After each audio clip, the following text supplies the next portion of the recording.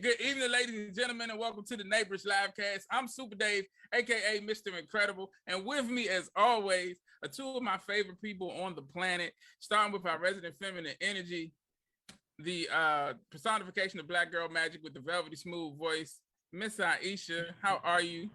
I'm great. How are you doing, David? I'm good. And my brother, my man, 100 grand, Just Mike. What's up, bro? Man, it's a blessing to be here. Let's rock and roll with this thing, man. We got Aisha here. We got a special guest. Yeah, so if you guys have followed any of our shows back from Getting Over the Hump up to this one, you've heard you guys are even there. Today's guest. Okay. You've heard Aisha mention today's guest. All the time. So I'm going to let Aisha introduce her.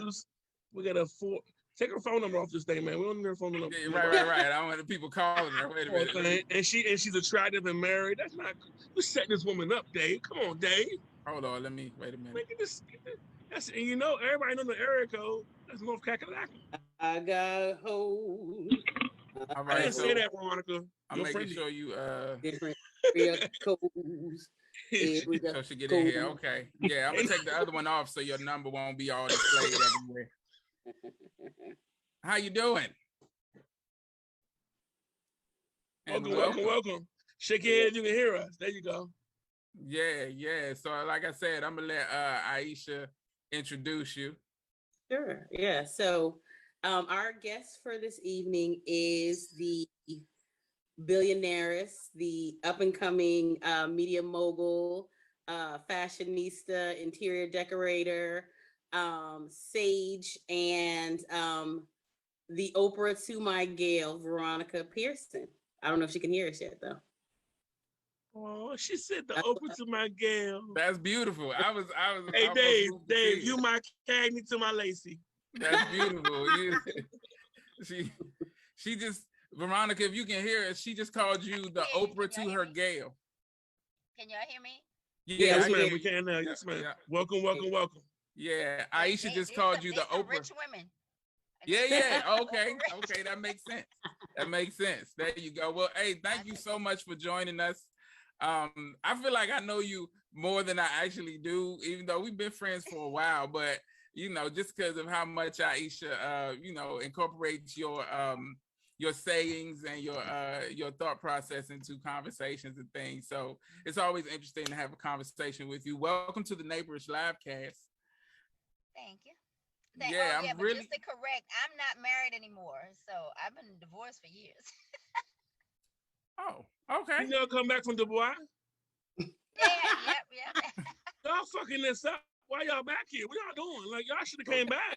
She divorced. You are. We came supposed to come back here. We came back to sprinkle some shine on people. I'm saying what you should have been sprinkling. You know what I'm saying? I mean, we do Dubai. So, ladies, so first of all, Dave is so right. When Aisha speak of you, it's love. That's awesome because it only comes from family and friendship and that kind of bond, and that's awesome. So it gives you like this. It's like we your beautiful face, your beautiful spirit. It ties right in line with her. So that's an awesome thing. But you divorced and you come back from fucking Dubai. Like, why you come back? Why y'all back? What's going on? Anyway, man. Come back. That was a test run. Like, we went to go survey the land and get an understanding of the culture. It'll hit different when we go back. Yeah, like you moving weight, shorty. Ain't nobody moving no weight, man. Anyway, but yeah, man, it's we really excited to talk to you. Like I said, Aisha's been letting us know and keying us into a lot of the stuff that you've been into. So really excited to hear about your progress and all of your successes and a little bit about your journey too. So that's what we're looking to do. But first, as we typically do, is a few things we like to talk about that's going on in the city, in the country, in the world, and we're gonna get into it. Some of the biggest stuff that's been going on this week that I've been following. Well, first of all, there was an award show last night. I haven't watched award shows in a while. I forgot that it was even on. Like, you wasn't following shit, Dave. What we talking about there? Go ahead. Yeah, so I mean, I don't, did you guys see the BET Awards the MTV, what was it, the VMAs last night? VMAs. Get it right. What was it?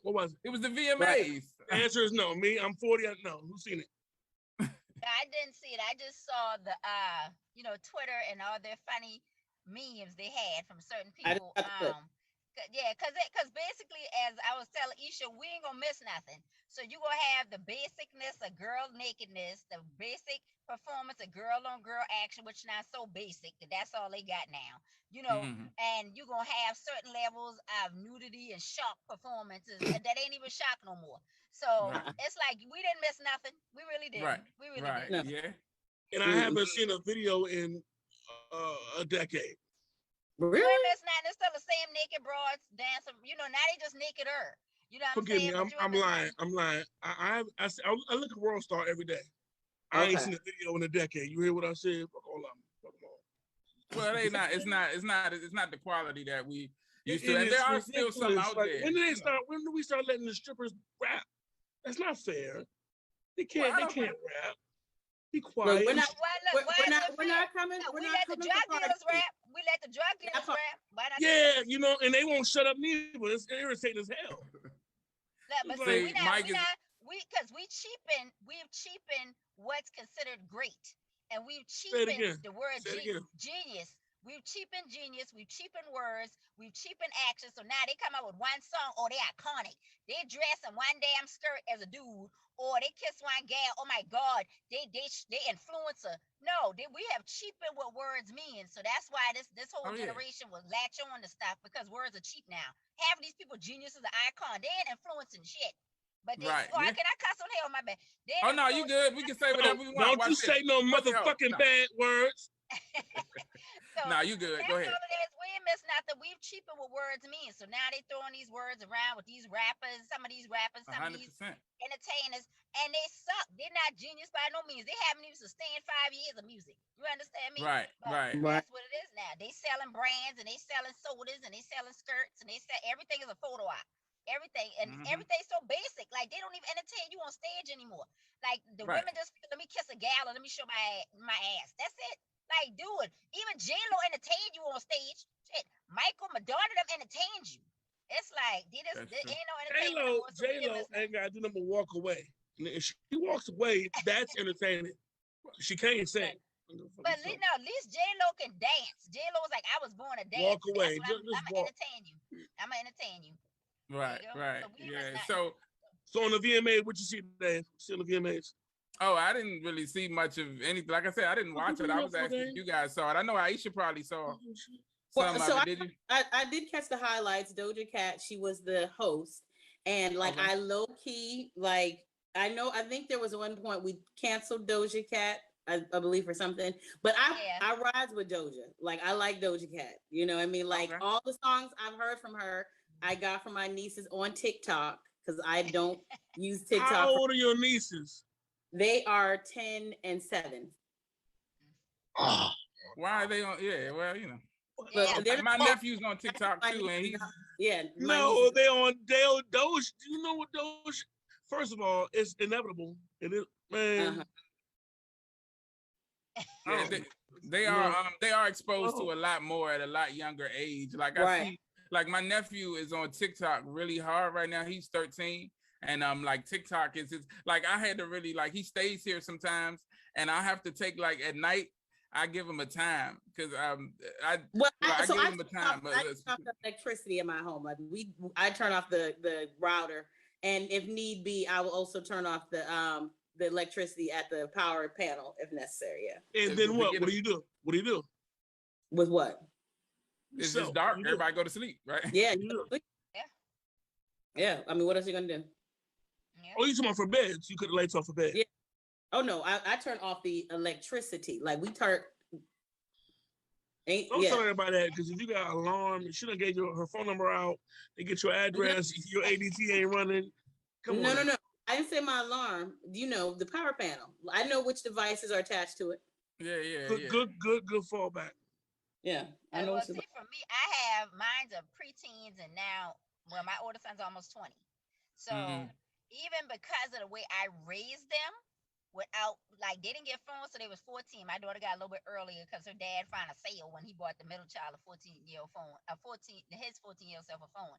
So she got a little earlier, but they didn't get phones, so they was 14. they couldn't watch TV until Friday after school until Sunday at a certain time and play games at that same time. So Monday through Friday, they wasn't playing games and watching TV. And then, so they do that went on for years. So when social media and all that really started hitting and they started hitting with their phones, my kids wasn't into it like that. They still not.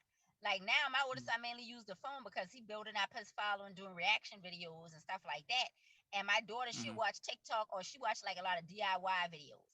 And my Okay. middle son, he only talking to gals, man. Like he was on it for a minute, then he was like, I'm Swan good. Depp, Swan. Yeah, right. Because if you condition them a certain way to not be hyped about that type of stuff or not be into it, they're going to keep that even as they get older. You know what I mean? Right. Yeah. But a lot of people have been using those tools to babysit their children, and then their kids learning things inappropriately, or they learn them so early that they don't have anything to look forward to. By the time they're 18, by the time they're 20, 21, they're so burnt out because they're not seeing everything. You know, right. they're not used to these kids looking at people pooping on, you know what I'm saying? Some sexual stuff going on. And it's just like they don't have anything to look forward to. You sexualizing them early, and then you want to know why stuff the way it is. So yeah. Kids having kids young and getting into stuff young and making adult decisions about their own sexuality and things like that at young ages and things like that. And it's a lot, man. But yeah, man, I'm so glad that you're here. It's a couple of things that I talk to everybody with kids because there's so much going on, and you already touched on some of the stuff with just the rise of social media and how everything is so accessible to everybody, and so it's really almost impossible. And I'll ask you if you agree that it's almost impossible to kind of monitor fully what your kids are privy to nowadays. And so, do you think it's hard to monitor like what they watch or what comes into their realm of understanding? Yeah, I think it's hard to monitor it on a certain level. So, like I said, it starts from the foundation, and a lot of people don't want to do the work. Now, you got a lot of lazy parents. So it starts from the foundation of when they are babies, because I found as a parent, you have your child until about 4 to 5 years old, because by then they're going to school. So you have 5 years to really solidify morals in that child, spiritual awareness in that child, discernment in that child, all like, don't let peer pressure get to them type of strength in that child. I say in 5 years, I say after they go to school, somebody got their friends, the teachers them got them for 7, 8 hours a day, and all you got them for is like 3 o'clock until they go to sleep. You see what I'm saying? I said, so you got that time to try to undo and solidify what you should have put in them at 5. It's a lot of lazy parents. So for me, I still monitor. I'm attached. My phone is on their social media pages, is on their IG. So I got the passwords. I'm logged in. I don't look into it, and I'll tell you why. Because I want a certain level of trust with them. So they don't know that I still got access to a lot of that stuff. So I don't go peeping around it because I know the teenagers gonna be teenagers and saying little cute stuff to each other and blah blah blah blah. But I also built a relationship with my children where they talk to me about everything, even things I don't want to know about. Like my sons might be talking about some girls, you know what I'm saying, and stuff going on, and my daughter talking to me about boys or talking to me about some of her friends think about suicide or cutting themselves or stuff, or she gotta, talk to them and keep their spirit up and stuff. I appreciate the fact that I built that type of relationship with my children. So even at 19, my son was still going to bed at 9:30. When he was graduating, I said, boy, you can stay up longer. He was like, for what? I'm going to bed.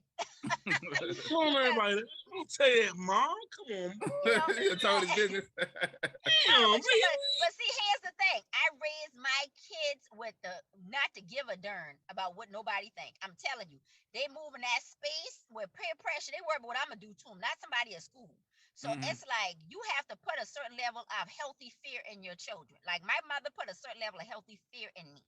She didn't tell me don't do something because I said so because I'm a parent. She told me don't do this because this is what's going to happen. You know what I'm saying? She's like, okay, go out and get pregnant if you want. You're going to be around 10 kids. I got them kids. Your ass is going to graduate school. You're going to be around 10 kids. That damn be that. She told me the truth of things. Don't do that. She didn't say don't do it because I said so because I'm your parent. And you got so many parents who are not parents. They want to be on social media with their kids. They don't clean their damn house. They don't cook. They don't do nothing. You understand me? So you can't tell a kid something you ain't putting in them. You understand me? The foundation's not there. So you can't, but there's certain levels of things you can't monitor because when your kids at school, you don't know what all they looking at outside of what I know about. Exactly. Yeah. I just gotta trust I put enough in them so they discern enough to know, okay, let me step back from this right here. Because I don't think this gonna work right here for me, player. Like, my middle son came home and was telling me how boy watching porn on his phone at school. That was his first introduction to porn. The boy watching it at recess. Now, how was it? How was it? This at the time, this was fourth grade. That's about time. That's time. Yeah. And so, and I said, but who taught this boy to access them pages? Life. Somebody else. His uncle, his cousin. Yeah, somebody at home. But here's the thing, that's the problem with that. Because when I went to the school, because I'm that parent, and I talked to them, the principal about him, the principal told me they've had problems with that boy for years doing that. And they've spoken to his parents. And here's the thing, he's going to get older and think that's how you act towards women. Is how he got viewed porn. And so now him just talking to a little girl and doing something that he think is natural can get him hemmed up for rape. You understand me? Or harassment. Something that he was taught was natural through porn. So that's what you got. Your child first introduction to sex can't be porn, because that's why you got grown men out there having sex like rabbits. Can't do nothing because they looking at porn. Well, I've had the experience. I mean, I'll say you have to have the wherewithal of what to do with it. I've learned some things from, but anyway. So look, if that's your baseline, you ain't gonna. No, well, we ain't gonna look. Hold on, let me move it. Let me pivot to another section. It's a couple of things that you said that I want to touch on. First of all, what you said about having that finite amount of time to kind of get your kids. Before you start to lose them to a certain extent. It's so true, man. I've seen it with my nephew. It's like I had him to a point where like Uncle Dave was like cool, I was like the pinnacle of coolness. Like, and anytime, anything that was mine, he wanted and stuff. And then recently. Because recently I had some old shirts that I did, and they had like graphics on them, and he really likes the graphic t-shirts. So I'm like, okay, I can't fit it. So I'm like, hey man, you want this shirt? I don't want it no more. He's like, nah, I'm cool. And it was just that, but it was so, for me, it was like, no, you don't want to try. Let's just try it on. Just see. You might like with it. But, that was back in the 1900s. Yeah, right. 1900s. Right. But nah, he's just coming into his own though. And I mean, there's little things you gotta agree with. But so the reason I asked that first question was to set up the next one with everything that's going on in the world, all the things that kids are privy to. What kind of conversations do you have with your children to kind of prepare them? Because we are definitely in unprecedented times with the pandemic and the insurgence of racial justice things that have been happening, and just the political scene and everything is so much, and they're getting all this information because it's out there. So what kind of conversations do you have with your kids about that to kind of prepare them, or at least get them to have some understanding of what's going on? Well, like I said, it starts from the jump. And one of the things I try to make sure I did with my kids was raise them to be critical thinkers. So even if mom is a Christian, I still, I taught them what I know. And then I allowed them to read other books of Buddhism, of the Torah, different things like that, to give them an idea so they can find themselves. You know what I mean? Not just do what mommy did and because this is what mommy did, and then by understanding why mommy chose those things. But by doing that, I taught them things about finances. I taught them things about history. So my kids knew about history that a lot of adults are coming into awareness now. Like, oh my God, this Black person did this. Oh my God, this is how slavery went on. My kids already knew those things because I talked about them, because I learned them at an early age and I was able to impart that to them. So when they see when the pandemic came, or when they go talk about racial injustice, they can go from a critical thinking aspect with it. The same way with all this, the sexual stuff that come on our kids. My kids want to move in a space that they don't want to have sex till they marry, or they know to wear condoms because they don't want to have kids out of wedlock because they saw me and their dad married. So I've always instilled in them the importance of being married with children, or finding the right person. And I was like, so I made them critical thinkers and helped them learn different subjects. The problem now, people so lazy. You know what I'm saying? So your kid can have a conversation like me and my middle son have some in-depth conversations about stuff. Like, and we talk about from politics to sex. Like, they can look at Little Nas X and they can look at Nicki Minaj and all of them, and they ain't moved by it. because they was like, man, that's my man, he doing too much, you know. Or they can sit here and look at, they won't judge these kids. Like, you know, my kids had friends who were gay. And one of the things they said was like, yeah, he gay. He know I ain't gay. That's all I made sure, mom, you know, but he good people. So they're still able to take people and say, but this is not my flavor, but we cool, you know, and move with it. Or they're able to say, hey, I know every white person is not like this, but I'm going to teach you, I'm going to make sure you understand. I see how the world works, you know. And that was my whole thing, is making sure they know how the world worked. I did not want my kids going out into the world ignorant of anything. And so, but I didn't also want to be an activist. I wanted to be a parent. A lot of these people now are activists. They type, I'm not giving my baby no gender name, and I'm not doing this. You an activist. Take care of your kid. Be there for your kid and teach them what they need in this world. And stop trying to live up to trends or live up to what people think, or all this other extraness that you put unnecessary stress on your child by saying, oh, you can do this and you can do that. And that's why we got such a high rate right now of suicides between 13 to 14-year-old black girls and 13 to 17-year-old black boys. You're not giving kids discernment. You're not giving them spiritual guidance of anything. They got a shallow God. They got a surface level God. This the God you can rap to and thank him for rapping while you I'm having sex, busting this girl down in her mouth and shooting a man in the face. But thank God he got me here. You know, what kind of God you praising, Negro? You know what I'm saying? So they're teaching shallow level spirituality, shallow level thought process. And these kids out there killing themselves because they ain't got nothing to hold on to. They don't. They double-minded. They don't have a ledge that they're not jumping off of. They tell them try everything, do everything, accept everything. And they mind, that's not how your mind is built. Your brain's not built to do that. Your brain's built to accept truth. That's how stress can kill you. That's why a lot of these kids, they got all this mental awareness, but they're killing themselves. People aren't raising their kids with any wherewithal because they don't have none. Half of these parents high, dude. Half of these parents slackers. Half of these parents ain't morally sound. But I'm spiritual, morally sound. You know what I mean? So it's just, you have to be able to raise your kid to be a critical thinker, but that means you got to be one first. A lot of people aren't. That's true. Yeah. So yeah, that's so much truth when you're speaking. Veronica Pearson, ladies and gentlemen, she'll be here all night. Don't you ask the question, Dave. You asked the question. So, you said what? You always ask these questions pertaining to ones and individuals who have children. So what's intriguing is your inquisitiveness about parenting, Dave. Right. So I'll fill you in on something, Dave. What's up? It is the most awesome gift. Like, you personally have gotten this far. Your reason to breathe. Maybe your mom, I guess. Forgive me for trying to figure you out. Maybe your lady. Maybe everybody who knows you, because you're that awesome.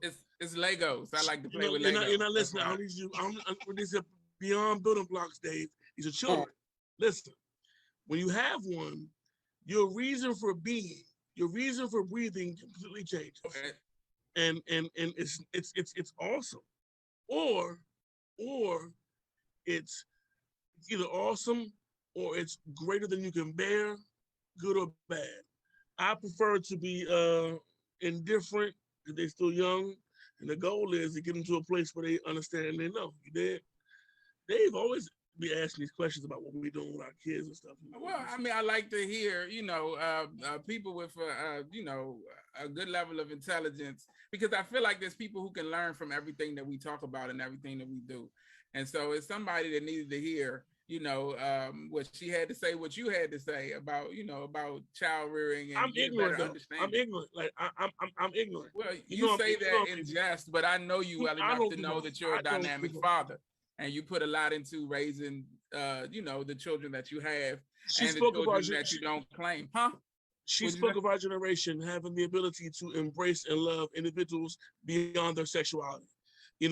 They can say, "Hey, man, you gay, bro. That's your personal business. I love you, but I'm not that way, and we friends." My generation wasn't taught that way. We were taught to bash his fucking alienate. head in. Yeah, to alienate. Bash his head in. And so now my thing is, I don't want to bash his head in either. But I will bash your fucking head in if you keep trying to bash your shit up in our kids' heads. Because it's like y'all constantly shoving that shit down their throat. If we're not spiritually equipped, if we are lazy ass parents, and as a generation and as a collective community, what are we? What are we? We are fucking spinning in this cycle of bullshit. And if we don't push through it, you know, I mean, it's like so we were riding the road the other day, and I be playing crazy dumb games. Like, I want you all to put a song. We're gonna put a song on that nobody will think that you like. All the kids, you know what I'm saying? I'm trying to get them to go outside their box. You know, obviously I'm 40, so I have a lot more arsenal. They are really, really limited, and it is what it is. So my wife is awesome. She don't know what's the last little Nas X when he twerking and dropping the ass cheeks on shit, whatever that was. She didn't know. She wasn't aware. So to play the song, she's got to see the video too, y'all. We were riding on the road. She's like, I'm like, oh, you didn't know? That's your country road, baby. That's that's what they're privy to, you know. And that this is what's, you know. I mean, and you know, entertainment is just that. And so, I mean, can I interrupt for a second with that? No, I'm sorry, you can't. No, I'm just playing. Go ahead, man. Of course, you're not interrupting. You're including. Yeah, but like he was saying about our generation, one of the things I'm thankful my grandmother taught me this. She said, you can accept and love people, but you gotta accept. I mean, you can love people, but you gotta accept everything about them. Cause my aunts, who I grew up with, was transgender. This stuff ain't new. This stuff ain't new in the field at all around here. So my aunt was transgender. You have to go back. Your aunt was transgender. So was your aunt a woman who wanted to be a man? Was your aunt a man who wanted to be a man? My aunt was a man. My aunt was a man who became a woman, transgender woman. No, your aunt was your aunt because you called that motherfucker your aunt. That was love. That's love. Let me tell you. No, I'm gonna tell you why. Because that's love. I didn't know until I was like 11. That's love. I didn't know till like 11 years old that my aunt was originally my uncle at first. Because my aunt was gorgeous, like Donna Summer gorgeous, had 2-3 husbands, that type of stuff. You understand me? So when I found out about it, Donna Summer. Hold on, Mike. Let her finish, Mike. Let her finish, Mike. I know you got questions, but go ahead. Go ahead, Veronica. I'm talking Donna Summers back in the day, gorgeous. So when I learned that, because I was already used to calling my aunt, you know what I'm saying? So that's how my aunt was. But here's the thing, like I said, if anybody study the brain, like my kids watch brain games, we study anatomy, all that stuff like that. Your brain cannot lie to itself once it learns the truth. It can't. It's not feasible. So once I learned my aunt used to be a man, my brain like, oh, my aunt used to be a man, but I still knew to call my aunt. But here's the thing, my grandmother loved her child, and she accepted that. But she loved them. She loved all the gay friends used to come over there, the gay ones, the lesbians, the cross dressers. All used to come to my grandmother's house, eat with my grandmother's table, my mama too. They didn't judge them, but at the same time, they didn't pretend with them that they accepted fully what that was. My grandma was like, I don't understand all that. That's not why you came out as my son, but I love you. And that was that. My grandmother had no judgment towards him. The problem we are doing and a disservice we're doing to this generation, we're making them feel they have to accept everything in order to love somebody. And that's the problem because the stuff they are forcing down these kids and our throats is not true. Like, you will never hear me say that's a pregnant man. That is not no damn pregnant man. That is a transgender man who decided to keep his ovaries. You understand me? I'm not going to lie to my children like that because that's how you get these kids so double-minded and killing themselves because you're forcing them to believe something that's not realistic. You understand me? And you forcing me to smoke more weed. What's up, man? Yeah. But that's what I'm saying. So we have to instill in our kids, like, you can love people, you can respect them, you can have compassion, you can have empathy. You do not have to accept everything about them, especially when your spirit is saying this is something is off. This is not normal. Something ain't right. Now, I'm going to tell you, I had a conversation with a gay person, and I told them, I said, I think some people are born homosexual. The same way we have flowers that, that they bloom and they're supposed to be red, they turn yellow. We are the same way we have middle sex people. You have anomalies that happen every day in nature. Okay. He told me he don't think people born gay, and he gay. Because he was like, I chose my husband. He said, I met some men and I met some women. But he was like, for him, he got on that path because he was molested and raped at young ages by men. I've heard that too. And he said that's what got him on that path. But he didn't believe gay people were born gay. I said, I believe because I've seen middle sex people who born with two sex. You know what I'm saying? I've seen women who born with more masculine features than men. I said, because genetics are part of nature. Anomalies happen. But I'm not going to convince myself that what's going on, that shit ain't normal. You out here looking like beards on your face and hair on your chest with breasts. You goddamn looking like a circus. You know what I'm saying? Because now It's crazy. It's just crazy. How about you know who you gotta feel bad for? You know who we should all feel bad for? Who? Ugly girls. Because ugly girls not like fucked up ass dudes trying to be women. And it's like, That's not, wait a minute. We went in a very weird direction with this. A really ugly chick in one time to get hers. Mike's officially high right now. No, well, I'm glad that you brought up acceptance, because over the last couple of weeks I've been really harping on it seems like a concerted effort to keep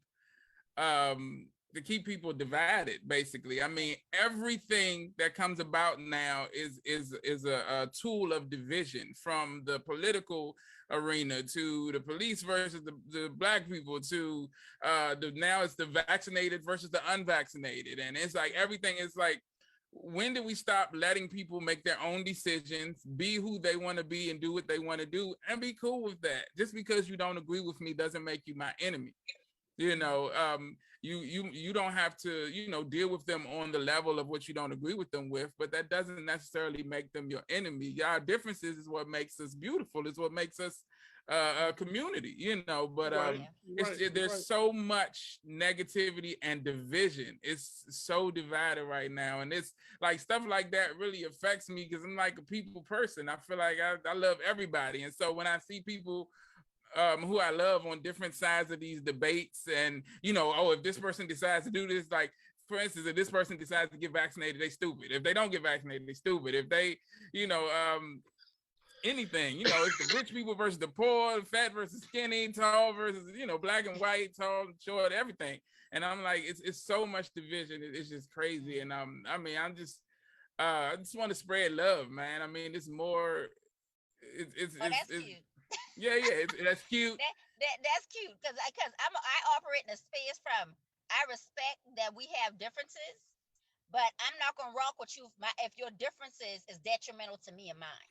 Oh, okay? Definitely. No, and yeah. So like when you said the police versus, and that's how I move. So we got the police versus the the black people, so to speak. That's coming from history, politics, definitely. All that stuff. Yeah, the vaccinated versus the unvaccinated, that coming from people, looking at the fact that they got to be quarantined and their money short because people they feel won't take the necessary precautions to make sure everybody's safe. Whether you want to be vaccinated or unvaccinated, mask, they burning a mask. As I said, but it's like the divide comes from people who, once again, don't want to be critical thinkers and want to be fake deep. They fake deep. They want to say, oh, I'm here for everybody. I want, all my fellow men to win. No, they don't. They want themselves to win. Because that's why they're sitting here. They will tell you, oh, like the same people who I knew, people I was associated with, they'll tell me they Trump riders, they love Trump, whatever, blah, blah, blah, blah. Fine. But so you telling me you're with somebody who preached the message and said, kill people that look like my goddamn son. You understand me? Or somebody who was willing to stir those fires for votes. Even if he didn't believe it, he was willing to stir the fire for votes. You see what I'm saying? So that tells me how the way you truly move in your heart. And so when people say, oh, well, somebody asked me, well, Veronica, do you throw away the whole person because you agree with the message? I said, it depends on the message, and it depends on the person. Because for me, I research people, David. I research, like before I follow you, before I share your message, all that, I'm going to research you and go down the rabbit hole on your ass, okay? So when people was asking, well, do you throw away Kanye because of, his art versus his message? I said, for me, I throw away him. I said, for me, this is why. I said, because his message, that's money. That's money related. The music is money related. The shoes is money related. Everything is money related. But the way he moved, the validation that brother needed, and our validation wasn't enough. I had this conversation almost 8 years ago, 5, 6 years ago with my family. I said, it's sad when artists don't accept black people validation as enough. And our validation wasn't enough for that brother. So he drove himself crazy trying to get white people validation. That's what this shit is. And so it's like, so now you telling me I'm going to forgive this Negro because he dropped a couple fire tracks when this bitch was willing to sell my ass out? You understand me? But hold on, I'm going to be real. I don't care if you like him or not. That's all your preference. But here's my thing. These are the same people telling me, oh, if I was back in slavery, that's what I do. You do the same shit you doing now.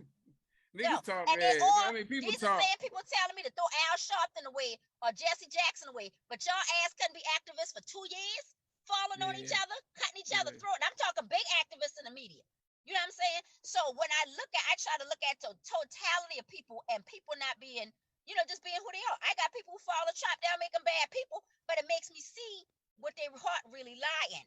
And their heart is about survival. It's about survival. You're going to have differences and people cutting each other because it's survival. White people dying off. White people, population getting low, the birth rate low. They realizing they ain't the circle in the moon. So they fighting like rats in the corner. They're going to side with this man even if they don't like him. So that's what all the divisiveness is about, is because people fake deep, fake they want, you know what, I want Dave to win. I like Dave. Dave, you know why you like Dave? Black people, Dave the only black person you know and like. You don't like the rest of us, you like Dave. So I get that. You know what I'm saying? Yeah. But so it's gonna be divisiveness because everybody's not gonna agree, but we gotta get to a point where the morals is on the same level. I don't care if you like talking loud or you like. Our morals got to be on the same level, David. People morals ain't on the same level. They'll watch you get your ass stomped in that street, and they'll be like, well, what he did, though? What he did, though? You be like, I just walked out the stove. But these are the same people grabbing your mask off your face, though. The same people. Yeah. You know? So it's okay to be different, but not our morals. Once our morals become different, brother, we good. You can go to the left with that. So that's how I feel. I don't rock with people who morally corrupt. I don't. So right. And I mean, perfect. I ain't saying we perfect, but we ain't got to be that diggerish with each other. So yeah, and it's got to be a balance, definitely. I mean, I definitely agree with if people don't align with your morals and your values, of course you're not going to rock with them. But I mean, it doesn't necessarily make them your enemy unless that's the moral, unless that's it. Like you said, like with the whole issue, with the black people in the police and all that. I basically brought that up because that's a great example of what you're talking about. Is like at the end of the day, like our children are dying, you know what I'm saying, at the hands of certain people. And so we have to take a stand in that respect. But I mean, in that same respect, it's like, I know people who, because of that, hate every police officer. You know what I'm saying? And I mean, you can't, blanket it like that. My father was a police officer for 40 years plus. And you know what I'm saying? And I know what his heart was. I know him as a human being.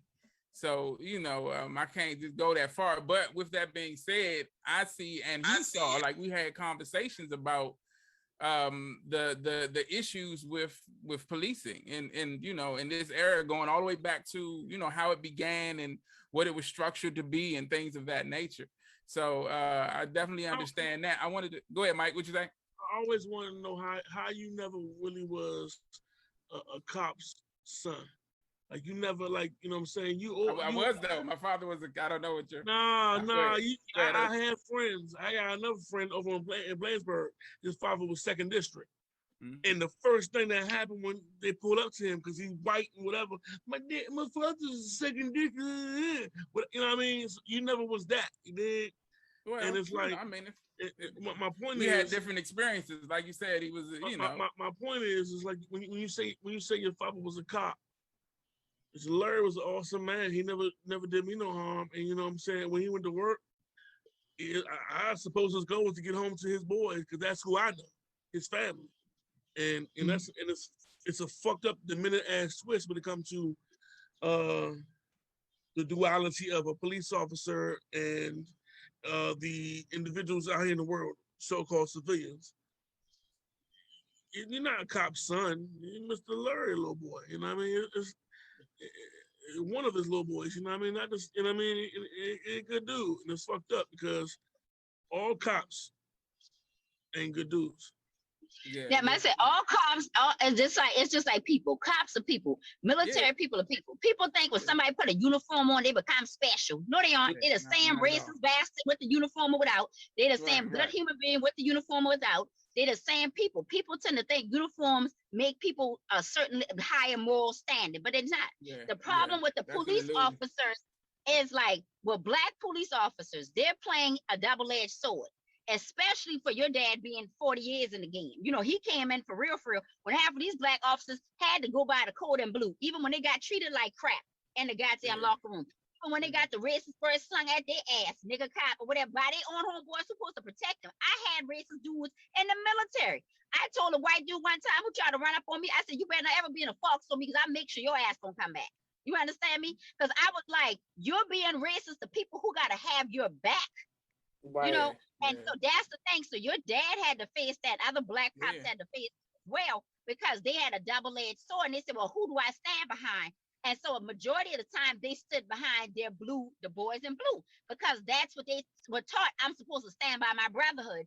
They didn't realize the level of just disrespect with them setting up. I don't agree with that. That level of disrespect. They didn't realize. I don't agree with that. I don't think they knew the level of it. I don't think they knew. I don't agree. I feel like if you could be that naive, there's no way you could be that naive. I'm gonna tell you why I said that level. I'm gonna tell you why I said that level. Because here's the thing: even as a black officer, you only been allowed a certain amount of rooms back in the day. Still to this day. So in that DA room, that prosecutor room, that solicitor room, half of them black motherfuckers wasn't even in the room. You understand me? So they didn't even sit there and see how those solicitors, those DAs, all of that was setting up and writing the whole goddamn story.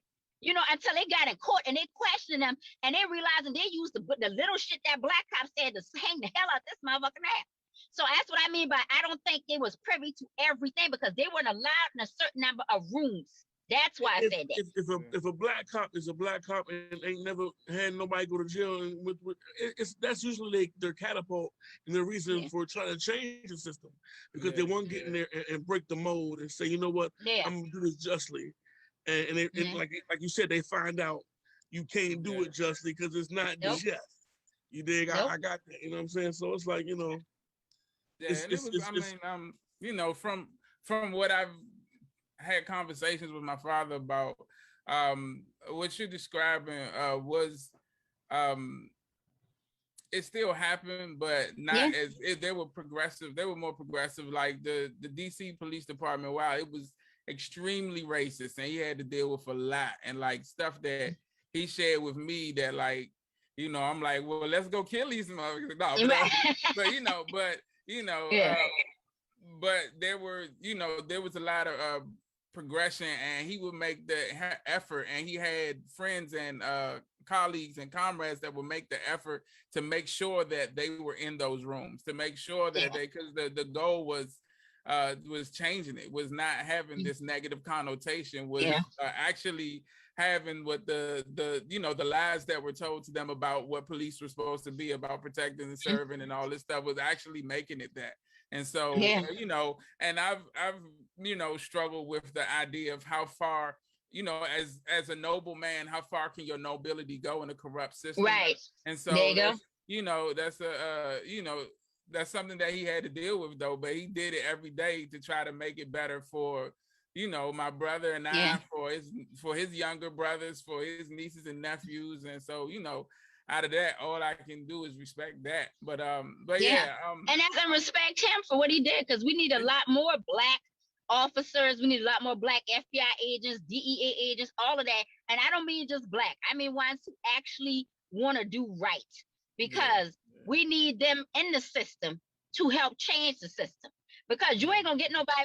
You waiting on the benevolence of people who really don't care, and it's not because they're malicious. It's not because they're malicious. It's because they got their own shit to worry about. So they like, they don't care. I think they don't care because they don't have to care. Like they don't care. They don't give a fuck. Like, you know, they're like, your problem is your problem. I got my own white problem. Shit, your problem, your problem. So you have to get in there with people who will do justice to the whole and not just themselves. Because sometimes we tend to vote people in the spaces who just black, but we don't do our research and realize that motherfucker ain't for us. You see what I'm saying? And so that's why. So we got to make sure that we get the right people in there to change the system, or you just got the same damn system. And it's tough though, because when you call that individual out for not being for us, it's like, you know, you gotta be right. You gotta be right. You gotta be right when you do that, because and that's why I research people. That's why I research you, and I'll sit there and go down that rabbit hole. I'll type in all kind of stuff and find stuff, because for me, I have found once you know somebody's personal life, you tend to know how they moving. You know what I'm saying? That's like true. when you show me your wife and you show me your kids, I'm like, bet, nigga, I know how you move. You see what I'm saying? Because, or you watch the way people speak, like because of the industry I'm in and what I do, I watch the little nuances. I listen to the words they typed up and what they say. And I'm like if for men, like if it's something that dealing with black women, right? And you have these black men out there like, yeah, we got to fight for women's rights. Women been so oppressed. Women. I start noticing the key word was women, not black women. You see what I'm saying? So I said, oh, let me see who he married to. Let me see who his family is. Let me see how he moved. And 9.9 out of 10 times, he got a white woman. You see what I'm saying? Because our We're looking fight is at you, completely Terry different from a Crews. white No, woman I'm just fight. playing. I'm just playing. No. What? I'm just playing. Terry What? Crews' wife was actually black. Terry Crews' wife was actually, she doesn't like I know, black. I was She just black. joking. No. Because what? No, I said because when you listen to certain things, like the way black women deal with economic wages, all of that stuff is completely different from white women. So when we're having these discussions about, okay, black women, you know, we need to fight for black women equal pay, we need to fight for black women injustice, we need to fight for stuff like that. And that brother said, yeah, women have been so oppressed, you know, women. The key word, like I said, is women. So he's bringing out women because he got to fight for his wife. That's his wife. You see what I'm saying? He got to bring her into the mix because that's his wife. That's who he lay beside every night. So that'll tell me them little keywords right there. Once you go searching, that brother married to a white woman. Because if it was a black woman, he was going to focus on that point of black women underpaid, black women going in the system, black women healthcare, black women is, he's saying women. And he just, yeah, women need this or women need that. Says keywords the same way when they say, oh, black men, you know, we need to worry about fighting. We need to worry about violence. We need to worry about this is black men. I said, and he don't include, I saw include other things. It's keywords to how people move all the time. There's plenty of black men that got elected, and you see how them jokers move, and they ain't did shit. You understand me? Because people don't really want to look at who they was with originally, who they riding with. And that's, you just got to look at people's personal life, and you see how they want to move. And it ain't nothing personal. Is that's who you with, is who you with. But that tells me where your heart is. But you see so what I'm saying? does that change your so like what you said about Kanye? So we talk a lot on this show about separating the art from the artist, and you mentioned that. So you personally, like in a situation with like well, maybe not Kanye, because you've already said that he's the devil, but no. But no, because we talk about, you know, the different people, Michael Jackson, R. Kelly, different people who have been quote unquote canceled, Bill Cosby, different folks, and but have made tremendous contributions to the art, to the artistic zeitgeist, if you will. How do you artistic zeitgeist? Anyway, I knew he was going to, you know, when you say big words around, you know, anyway. Too many syllables in one word. Zeitgeist. But yeah, so are you able to separate the art from the artist? Can you still, like I was 2 weekends ago, there was a cookout on my block, and we could hear the music playing, and I'm working from home, and they blasting Step in the Name of Love, and I'm like, can we do that? Are we back there? Go out there and dance to that shit. Is that a place we have right now? Like, so the question is, like I said, the art from the artist. And because I'm gonna tell you why for me personally, I don't separate the art from the artist, because as an artist, as a filmmaker, as a business owner, with the things I feel and the way I move tends to come out of what I'm doing. Okay. And it's an expression of what I'm doing. And so in some form or another, even little. So when I look at like with Bill Cosby situation, even I look at what he contributed, what he did, stuff like that. Okay. So, but I don't like when people use their own personal trauma to judge people. And what I mean by that is, so the women, I was like, the women is like, I'm a cancel Bill Cosby because they got, you know, raped, which is a horrendous thing to happen to anybody, without looking at the totality of what happened. I'm not saying he didn't do some of the stuff he did, but the totality of, I'm looking at everything because I'm pragmatic. So I'm looking at the case that they tried him, which he shouldn't have been tried with, because that was almost double jeopardy. That's why they was trying to make a plea deal with him, because they knew he should have been let go. So I look at all of that. Right now. That's why he let go. That's why they were trying to make a deal. Because they don't let people go. Because he already had settled that case with that woman and paid her. It was done. They tried him on something that was already, he confessed to and paid. So I was like, he did some of the things that they said he did. But I'm like, I'm fair about mine. If you're gonna try me for some shit, some new shit. You know what I mean? Like, don't put me on some old stuff. Now, as for his contribution, you can look at the contribution and take that for what it was before he messed up. You see what I'm saying? Like, you know what? The Cosby's got all us in the HBCUs. He taught us about family, taught us about this. And so he taught you a message that he actually probably was living. He just like goddamn roofie and rape type of sex. And I guarantee you his wife probably knew, but she wasn't into the shit. So she like, you better do what you got to do in them streets. You understand me? Because she's still hanging in there with that brother. So I was like, that's pragmatic, Dave. That sounds right, Dave. Yeah, that's pragmatic. But if you get help for what you did, now Michael Jackson, because me personally, I didn't believe the brother molested kids. She said Mike. She went from Bill to Mike. Yeah. Let's go. Because for me personally, just looking at the evidence and things that happened, and then things that have come out later on, and the boy saying his parents made him lie and stuff like that, I don't believe that he did it. But I believe he fell for the same okie doke a lot of black artists fall for. He was comfortable and trusted white people because that's what he was taught, and then got his ass. Look, hold caveat that when you say black artists, I feel like black male artists. Yeah. Let me caveat this. I'm like, right, because they trust I people. think female artists get caught up in a different way, right? Like they get caught up with a no good dude or something, but it's the same thing. But see, the black artists, the black male artists let other ethnic groups catch them, trying not to trust their own. Them were all white people that accused micro molestation. You see what I'm saying? All them was white people. It was a Hispanic boy in there. It was a Hispanic family. Right, it wasn't us. But I'm just saying with Bill Cosby, who got his ass caught up? See what I'm saying? I was like, and that's the thing about it. Right? No, he knew he couldn't roofie black women. I don't know. he was like, damn, I can't roofie these black heifers. I always thought it would be Mike to get us cut off, not wrong. But no, I'm saying, but I look at that and just like Chris Brown, like I haven't been able to listen to Chris Brown total because I know that brother ain't got help for what's going on with him yet. He's still doing it. You see what I'm saying? So I can't even support his ass because my money going towards to fund his bullshit. Hold, and just to segue off of what Veronica is saying, and I texted Veronica, the cancel is because doing a comparison to the Dixie Chicks and the backlash they caught with regards to their support. You know what I mean? And the big Dixie Chicks, what they did wasn't half as offensive as molesting children, raping women. You know what I mean? But their fan base was fine with cut off. It was enough. It was that's because their fan base was supporting the dude. They just came out against what's his name, Bush, right, during the war. And then they called him unpatriotic and all this stuff. And that's what I'm saying. So for something that in the grand scheme of life is minuscule, nothing. Their fan base was fine with cutting them off. Whereas us, we'll ride and die until you literally took my coochie. Until you look like Veronica knows. Hold on now. She right. Say that to Chrisette Michelle. She right. Remember Chrisette Michelle?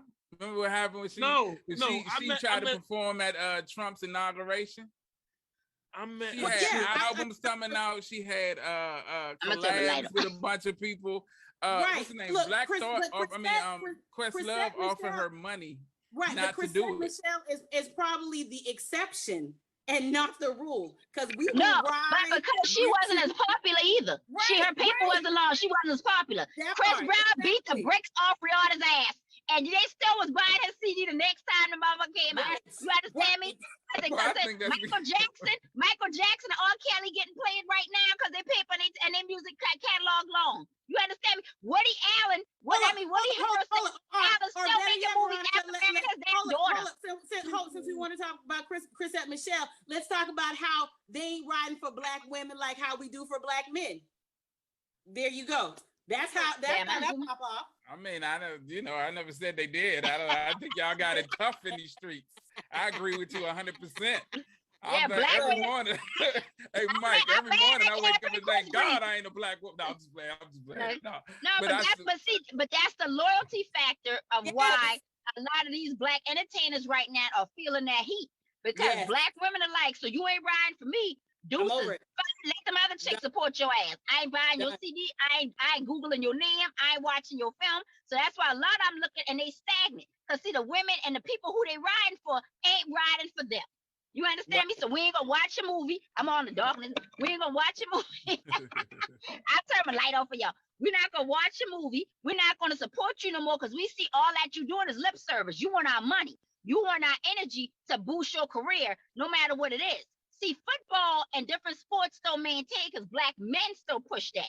And them dudes say all kind of shit, throwing y'all up all under the bus, and y'all still loyal to them jokers. And I'm sitting there like, okay, so you ain't even loyal to somebody who loyal to you. Shit. You know what I'm saying? Like Kanye literally said, I'm riding with this joker who said kill your ass because I need attention because Barack didn't invite me to the White House like he did other people. Right. This narcissistic joker preach murder. Herschel Walker walking right now talk about, oh, black people need to get killed. Oh, what about white reparations?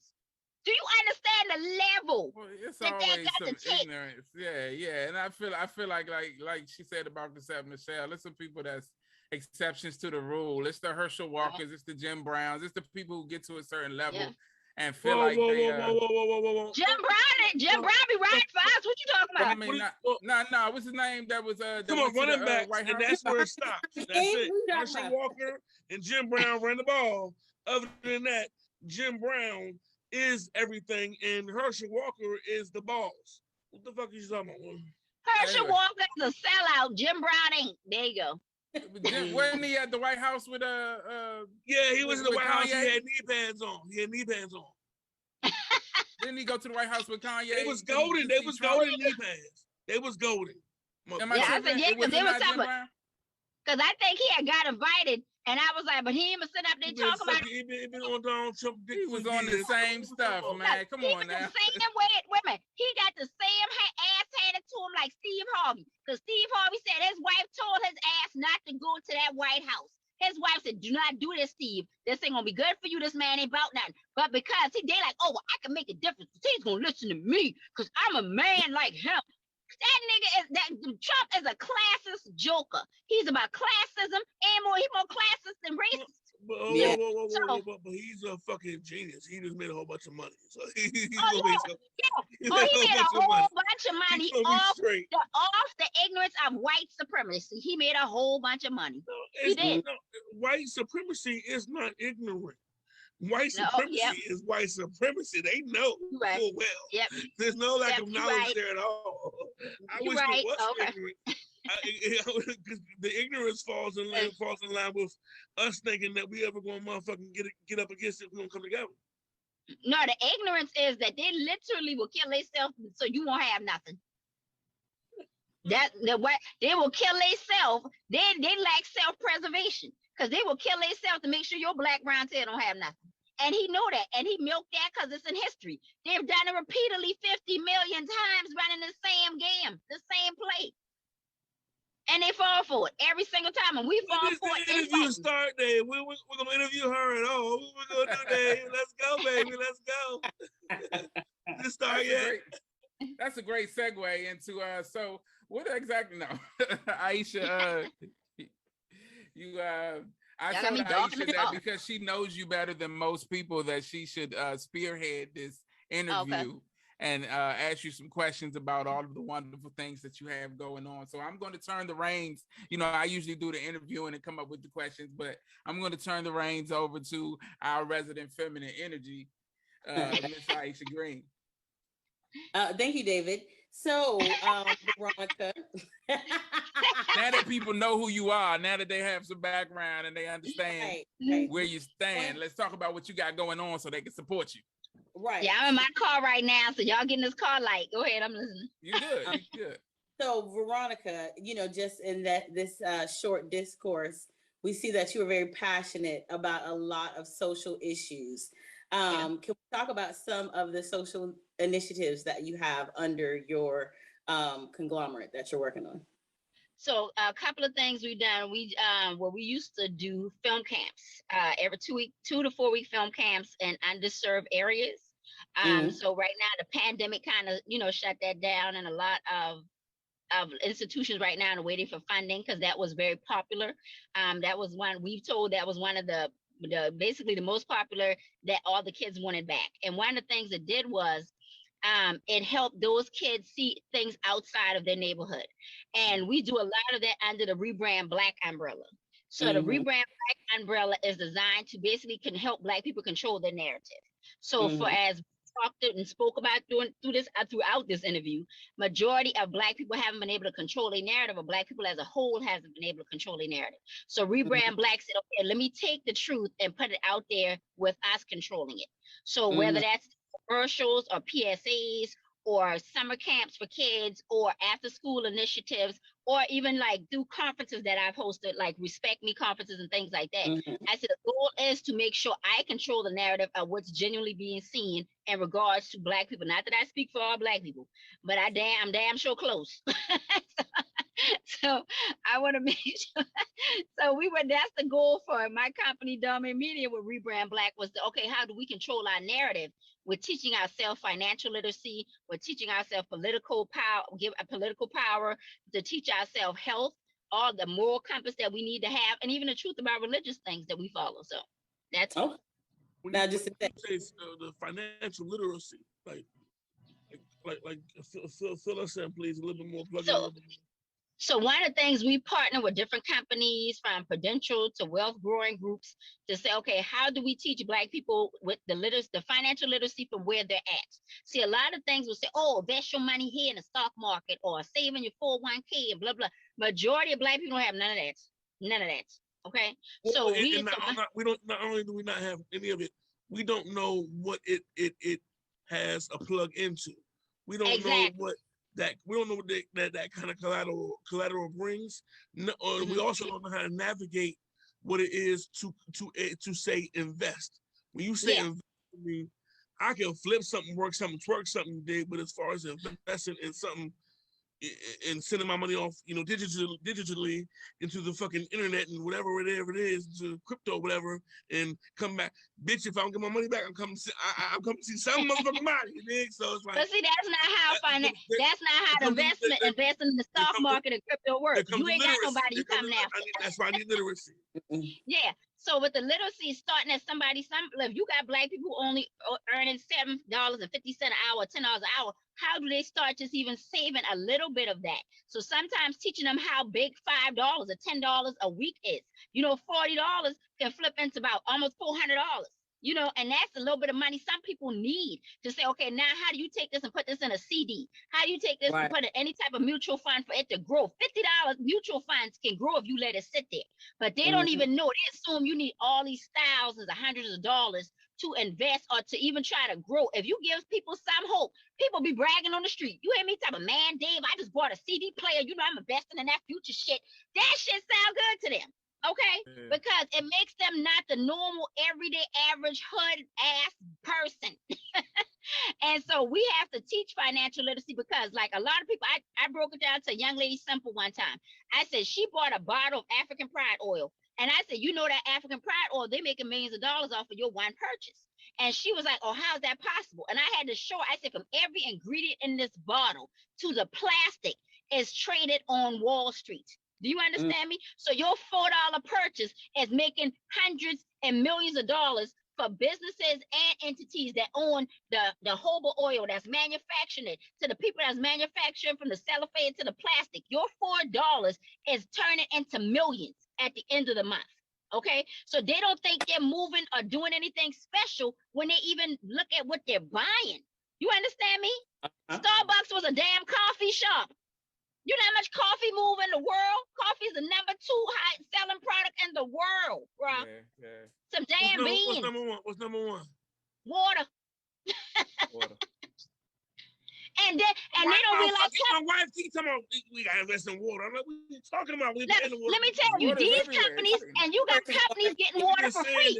These companies are getting water for free. Do you know that? Nestle, all I'm getting water for free. And they bottling the bitch and selling it to you. And they getting it for free. For free. Well, that's like hair weaves they get for free. Yeah, they literally got these women going praising God, cutting their hair off in these Indian temples and gathering it and selling it. Right, Right, they take somebody's sacrifice, literal sacrifice. Wait. What's that? Hold on. What? I was 23 and I was offered $1,500 for my hair. Yeah. By Indian lady. You were offered money. Majority of weave that come from India, they're not offered anything. These women are shaving their hair at temples and respect or reverence for their God. And them jokers coming, sweeping it up, cleaning it, and selling it in bundles. Yep. Wow. We gotta move to India, Dave. We gotta move to India and get a vacuum and some scissors, some brooms, some scissors and shit. Yeah, but that's the that's financial literacy, is teaching everything, or the fact that you want to look good, that you're spending $200-300 on your hair every month, and you don't even have no goddamn money. You understand me? You don't have no money, and there's nothing wrong with looking good, but you got to do it on your budget until you get to that space that you can be happy and at peace for what you spend. That's why half I'm looking trying to flip their hair and to getting some money. You got how many girls right now in debt getting these BBLs, and they in debt? You getting a booty lift to go mess with the same sorry dude? You need somebody to help you pay that loan off. Okay, yeah, I was like BBL. What's a BBL? Fuck. A Brazilian butt lift. A Brazilian butt lift. You know, my girl. Hey, I love my motherfucking wife. Understand me? Understand me? Understand me? Understand me? Look, the first thing I thought when I first seen her, I found that thing in the mall. You understand me? Fucking man, it's like something is just no coherency to. No, I'm being real with y'all. It's like, man, I feel bad because it's like somehow, some way we convinced our babies, our girls, that it's okay to be a hoe bitch. Like, and she's like, okay, yeah, you're right. It's like shit. Luca's right. Face down, ass up. It's like and we can't get mad because we put it out there. We started. Our generation really propelled shit. Well, I don't necessarily we didn't think that. it was going to be 20 years past the millennium. Here we are. It came out. Some of that stuff came out in our generation, but we had the wherewithal. You know what I'm saying? Like, no, we didn't. We didn't give a fuck. We didn't give a fuck. That was the mantra.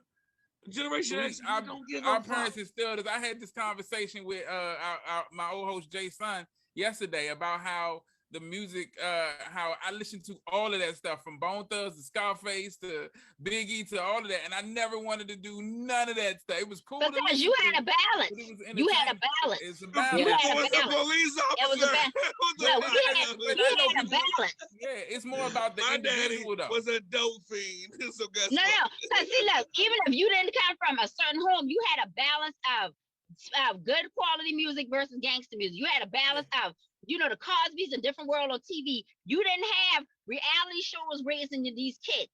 You didn't have like stripper music, pretty much, and gangster music raising these kids. They don't have a balance. And the problem is because that's one of the things we try to teach. And these classes that we do is like teaching them to be okay asking yourself what's next. Because a lot of people will accept something without asking, well, what's next from this? You think if people accepted abortion back in the day, you think they would accept it and knowing that we sitting there being okay with a fetus being killed in the 8th or 9th month? You think that shit would have flew in? No, because people don't ask themselves what can come from this. You see what I'm saying? Like, we accept it and say, okay, we love people who are gay, they fine. You didn't think you'd have somebody saying a man pregnant? You didn't think shit would go that far to the left. You didn't think accepting gangster music would have sat here. We went from, oh, well, I don't care if he's saying hoe. I don't care if he's saying bitch. He ain't talking to me, girl. He talking to them. Now, instead of her or she, it's bitch or hoe. Instead of him or man, it's nigga.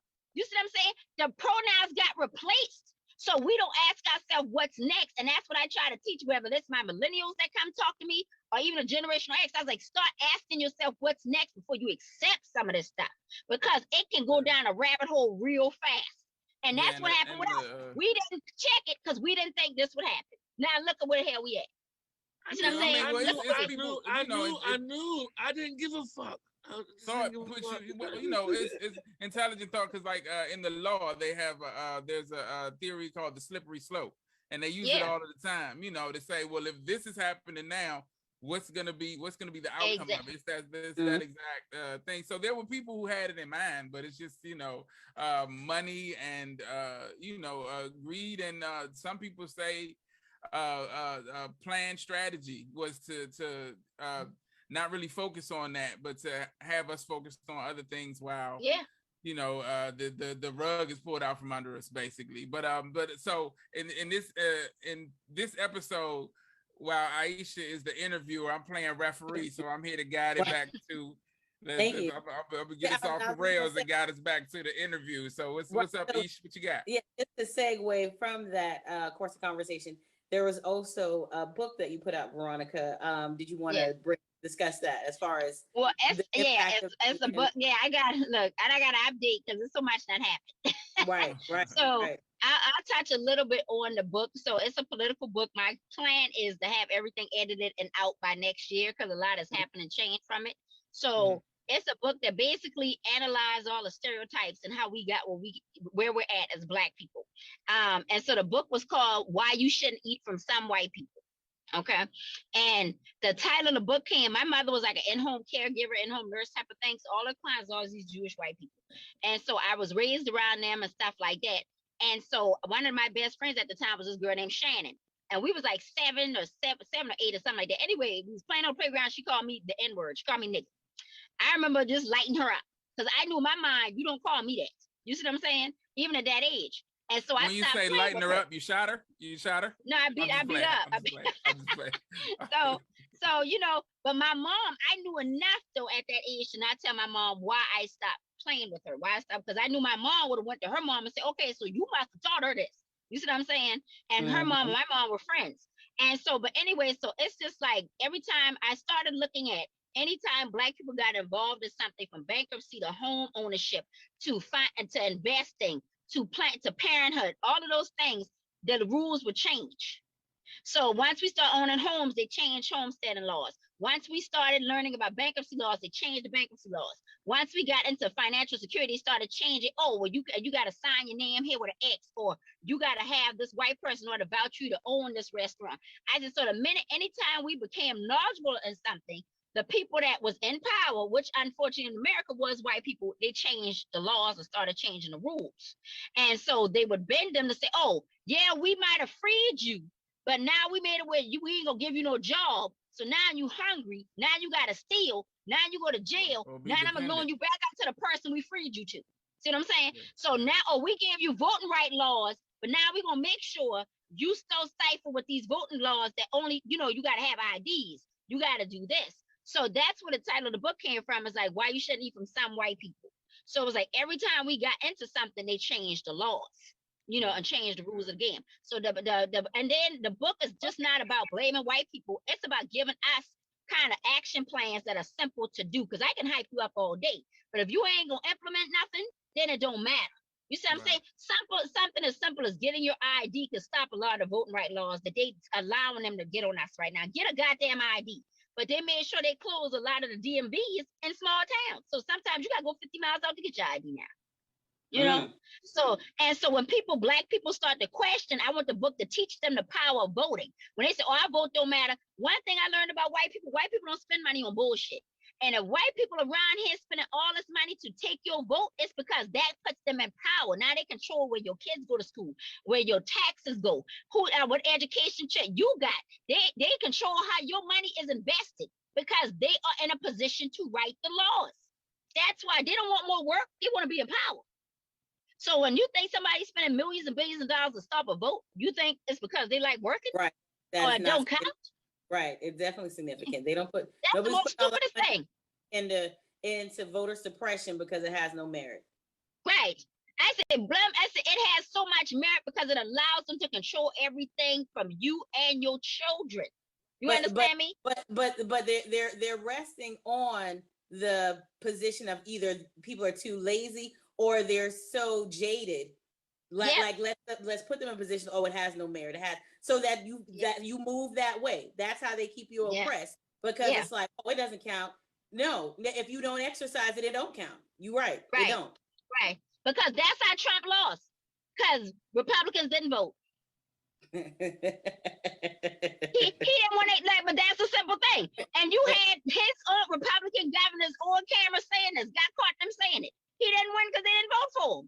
And that or more specifically, he discouraged people from using mail-in ballots. Like his population, he was like, don't mail it in, go to the ballots.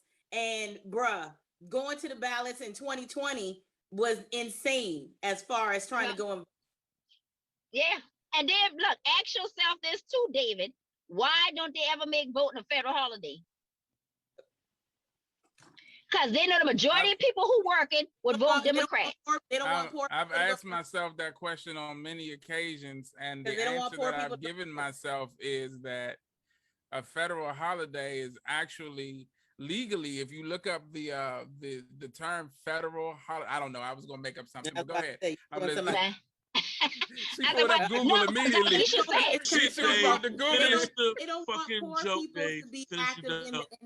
They don't want poor people to be actively engaged. No, because, it's true. Yeah, because if you have to take off of work, that incentivizes you staying. You got to work to pay your bills. But if it's a federal holiday where now you have the day off to go and vote, okay, guess what? You go out and vote and you enjoy the rest of your day off. You watch the elections and see what the outcome is. You'd have a way stronger and more engaged population if it was a national holiday. But they don't want to have it. That's true. So.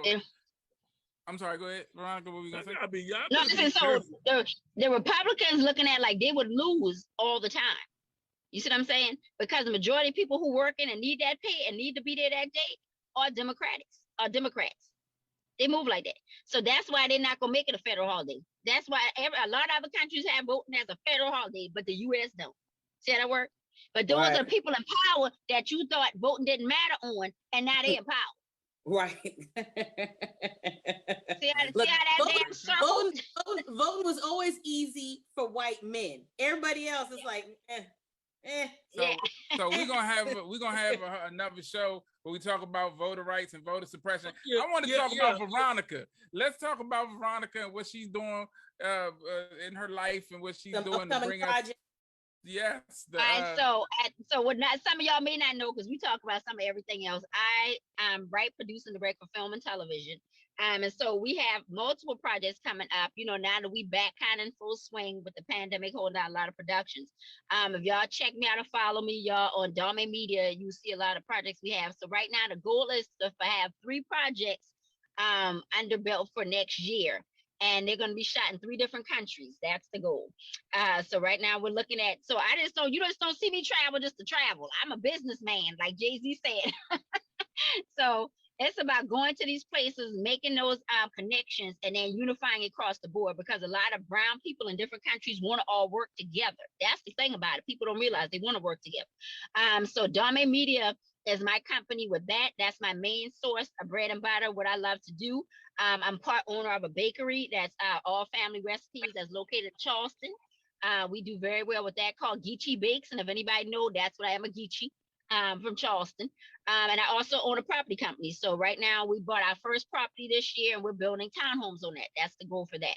So the goal is to make sure that portfolio is diverse, because I'm trying to build generational wealth, not just for me, other people. But that's my main thing, is like, I love creating, I love controlling that narrative. I love giving people the tools they need to be the people they can be. So if you're not the person you need to be, you ain't gonna say you ain't got the tools. You just didn't want to take in the damn hammer and the nail. You understand me? And you just wanted to be who you want to be, and that's fine. Because everybody ain't meant to be a 1%er. A lot of people are 1% because they did what they're supposed to do. You know, and so it's not, so that's my goal, is always controlling that narrative for Black people, bringing us to a certain level on a genuineness, a genuine love for Black people. You know what I mean? I don't care if you have Black, whatever, African, whatever, a genuineness, because we the most foot in the ass ethnicity than any other ethnicity across the board, but we're the creators. We create stuff, make it popular. Everybody else make a profit. Everybody else make it profitable. We make it popular. So we got to switch that game up and not have all this damn infighting. We can't have the infighting. So that's my goal with my company, is to control the narrative you see on that screen, the narrative, whether that's a phone screen or a movie screen, control the narrative you see in these books, control the narrative you see as far as Black businesses, and ownership of everything. So that's me. Yeah, and you said Dame Media. Am I pronouncing it right? Yes. Dame? Yeah, Can you so spell it for Dame me? means to give. Yes, it's DAMMI media, MEDIA, and that's .com. That's on all the social media platforms, DAMMI media.com. So you see a lot of projects we worked on, from, you know, projects with Michael B. Jordan to for Oprah projects, all the stuff my company's worked on and things we've done through the years. So we ain't no fly by night BS bullshit. So, So so you said Dame means what? to give. So when I was in Italy, so I was in the military for years. And so that's when I lived over there, I got that name. It meant to give. And that's what I wanted my company to do, was to give everything that it's supposed to give. So I stuck with the name because at the time I had to learn Italian. So one of the first phrases I learned was Dame Spazio, means back up, give me space, because Italian stayed on the sister like glue. I was like, that literally was a song from Black Rob, and that was right. Dame Spazio. Dame Yeah, Spazio. because let me tell you, because they was on Black women. I'm Give telling me you, I space. had to pay for So, nothing. yeah. Give me space. It was give me space. Yeah, Dame Spazio. So yeah, give me space. Like, hey, I didn't have to worry about nothing, but they was on you. Yeah, yeah. So, but Dame Media. R.I.P. to Black Rob. R.I.P. to Black Rob. Yep. Yeah. So you said he had a song called Dame Spazio? Yeah, with Lil Kim on it. Yep, Dame Spazio. She said it like I should have heard it because Little Kim was on it. With Little Kim on it. You should have heard it, It was a popular song. It was a popular song. Yeah. Okay. Yeah. So you started the company Dame Media how long ago?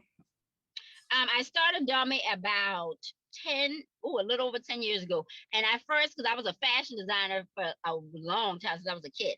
And so anyway, I got into fashion design, and I had my flagship store was located in Charlotte. Once we moved here, I opened my flagship store.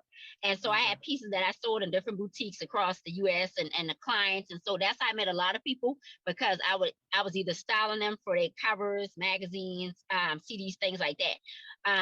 And so that's how I got a lot in that industry. But writing always pulled me. I always was a writer. Always was an avid TV watcher. And so it's amazing how things that pulled you as a kid is actually what you want to do. We just didn't have the knowledge to know I could go into film and television. My parents didn't, my mom didn't know that. And so by the time I learned that, I was like, oh, that's what I want to do. I didn't want to write books. I wanted to see it on a screen. And so I got into that and just teaching. I was always a network. I'm always a person that can move in a room and do what I need to do. So it was just sitting down and learning the structure of how to tell a story. And I tell people, movies, television, they're all emotional marketing. So it's to convince you to feel something. Whatever I'm trying to convince you to feel in that story, that's what it is. It's designed to make you feel something. And so that's what photographers, that's what anything. What can you make people feel? And so that's always me. Like, I want to control that narrative. I do. So. Yeah. So, and so you talked about, recognizing that that wants to entertain from a little kid. So when you were younger and someone would ask you what you wanted to be when you grow up, do you remember what you would tell them? You know what? I can't necessarily remember, but everybody thought I'd be a fashion designer, because my mother used to buy the 200 pack of loose leaf paper, and I would glue all the edges together. She'd get pissed off because I would glue it together like a catalog, and each page I drew clothes on it. I drew clothes on each page. And she would be like, Ronnie, that paper was for school. So people I know till this day was like, man, I remember you drawing in class and designing. So I always had that part that was down. I always was a creator. I would take styrofoam and make houses, doll houses, all that stuff. I took things apart because I wouldn't know how they work. I would take the iron apart while it was plugged in. And my mom was like, girl, you better kill yourself. But because I didn't know, you know what I'm saying? I just was like, I was always inquisitive about how did this work? What makes it tick? Because I always like knowing facts or truth about stuff. And so that's what kind of got me in, like, just, and I always looked at TV though. I looked at TV like crazy, because back then we realized we didn't have bad times apparently, and they let us watch what we wanted to watch. And so just Miami Vice, and I know these used to come out at 9 o'clock. I know Hunter, Kojak, all that craziness. We watched. I remember Hunter. Wow. Anyway, go ahead. Yeah. But that's what I realized, like, as I got older. But I was an avid writer all through school. I always was writing papers. I was the person that did papers on like taboo topics. I wrote about abortion. I wrote about birth control. I wrote about racism. I wrote about stuff like that, in my high school years and my middle school years, because I liked saying, okay, well, what makes this the reason people are arguing about it, or what's going on with this? So, and I had an English teacher who nurtured that, And she was like, you know, and I was always on a debate type of team because like, you ain't gonna outfact me. We gonna see. So it was just always, from this conversation, I could tell that yeah. no, there's not too many people that are. Yeah, because it's just knowing and then trying to make sure I'm coming from an unbiased place. You know what I mean? Like, I'm okay you teaching me something new if you can teach it to me not from your feelings. Don't tell me how you feel. Tell me what you actually know. You know, and so a lot of people tend to go on, well, I feel this is wrong. How you know it's wrong? Why? Because you know what I'm saying, I can feel you slapping me is wrong. Now I can tell you how it's wrong because you applied your hand in my face. Right. You know what I'm saying? So that's the difference in it. So what did you do to get slapped though? No, I'm just playing. I'm just playing. Go ahead. Exactly. No, so you question that, like, what did I do for you to slap me, goddamn? So, but all of that comes into play. So like I said, sometimes the things we do as kids, that's intuitive, that God already put there. We just don't know how to nurse it. So that's always been my goal, is to nurse it out of my children and let them try different things, you know, because you never know what you're nursing. So yes, I always was into writing or something, creating something. I'm always a creator. Creative, yeah. So that's my last question. Aisha, what you got? So we already asked about upcoming projects, and we touched on the book. We touched on Rebrand Black. I guess from a creative space, who are some of the people that you are excited to work with? Like, who are people that you're creating content for? You know who I want to work with, and I'm not creating content for her, but Dolly Parton. I'm a big Dolly Parton fan. We know. And I'm because Dolly Parton is a boss. I think you probably do, but let me tell you, Dolly Parton is a true boss chick to the fullest. You understand me? Research Dolly Parton. Dolly Parton ain't play with her money. Dolly Parton ain't play with her doggone property rights. None of that stuff. Dolly Parton is the true business chick, and she genuine as hell. Genuine as hell. So I was like, I always wanted to work with her and Patti LaBelle. And I was like, Diane Carroll was the other one. You know, she passed away. But those are the two people, like, for real. Like, I was like, I want to meet those people. You know what I mean? Because just their genuineness is what I just liked about them. So, like, Dolly Parton is a big one on my list. Like, she's one of the people I haven't met yet that I want to meet. Is there anybody? Yeah, I have projects. I was gonna say, is there anybody of the newer generation that you see kind of filling those shoes or kind of taking up those reins as much as either of those women? And I ask that because I don't really think, you know, I mean, there are people out there who do a lot. Yeah. But is there anybody who you see on that level? As far as like entertainment and besides yourself, of course. No. Like, I'm gonna tell you, this ain't because I'm no beehive person, but I was like, a lot of these entertainer people aren't moving in their genuineness. And that's why they won't be on the level of the Patti LaBelle's or the Dolly Parton, because they're too worried about being canceled instead of being genuine. You see what I'm saying? And respectful of people. So when Dolly Parton realized she was like, the Confederate flag thing offended people, right? At her park, when all that Confederate flag stuff came out, she took it down. She didn't have no committee meeting. She didn't do none of that. She was like, take it off. And people ask her about it. She said, if it makes people sad or hurts them, why keep it up there? She said, so I took it down. It's simple as that. Like, move in your genuine space. A lot of these artists can't because they're being puppets and handled. I don't even care if they seem genuine with you. Like, Cardi B is one of the, like, close to genuine because she just spew her shit, let people hurt her feelings, and she come out all the time. But she's still being product placed as well. You see what I'm saying? Yeah. A lot of them ain't genuine. Yeah. A lot of them aren't genuine anymore. And because they're too worried about being lasting or being on top or being canceled. You know what I mean? So I just don't see that from that standpoint. And a lot of them don't have the talent because, like I said, we've cheapened what genius or talent is now. We've cheapened those words. So we want to give people like Beyonce put in that work. I'm always respect that. That chick put in that damn work to get what she got. Yeah. But a lot of them ain't put in no work. They're like, oh, they so great. They had one damn album and some features, goddamn it, and they barely was decent. You know? But that's the thing. So I don't think a lot of them are on that level because they aren't genuine. That's why they probably won't last as long as, you know, the Ozzy brothers them lasted. And it's because they aren't genuine. They aren't genuine. They can't stay authentic to one another. Shit, they doing all kind of drugs, so you hope their ass don't die by the time they goddamn 30. Shit. So, you know, they can't be genuine. So that's my answer. That's true. Yeah. So, all right, Ish, what you got? What's next? All All right. Well, so we already know how you feel about about Dolly Parton, the Isley Brothers. and, No, but right, the Isley Brothers. What, as far as being a content creator, what are some of the challenges that you see with putting out your message? Like, what are some of the challenges that you face? I think you have to be okay not appeasing everybody, you know, and you have to be and put yourself in a space. Like, I've been able to put myself in a space where I can not only write, I can film my stuff. So nobody, you could tell me no. Okay, you told me no, I can go do my shit myself. You see what I'm saying? And a lot of content creators off the bat aren't able to do that because either they don't know the business side of something, or they only know the artistic side, or they don't have the resources or the ability to get the resources to be able to control their own narrative. You know what I mean? So I think a lot of that gets lost because even big name Black people still telling Black writers, oh, well, maybe we shouldn't say that, or maybe we should change this, or maybe we should do that, because they're still beholden to people cutting their checks. You understand? I mean, these are big people in the industry, Black people in the industry. So the problem comes into place if you cannot control your whole message and your whole content. You see what I'm saying? Right, so you're always gonna get manipulated, white and Black in this industry. You're gonna get manipulated. Yeah.